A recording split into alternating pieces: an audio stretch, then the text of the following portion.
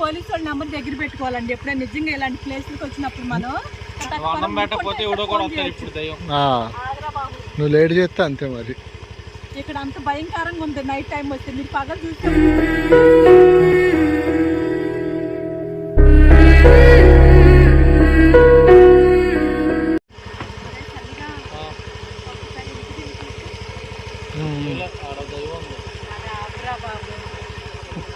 ఇస్లాకులు కూడా పట్టేరా. నేను ఎందుకు వెళ్తాటు అటు దెయ్యాలు నేను వాడు అసలు చీకటి కొంత అటు చూపించు ఏమన్నా కనపడుతుంది. అసలు ఏం కనపడలేదు. దెయ్యాలు వచ్చినా అంటే దొంగలు వచ్చినా అంతే. ఇక్కడ దొంగలు వచ్చినాయి అనుకో నేను ఇటు నుంచి పరిగెత్తుతా. ఎందుకంటే ఇటు నుంచి దారి ఉంది చాలా నుంచి అటువైపు అవుతుంది రేగి చెట్టు. అక్కడికి వెళ్ళిపోతాను.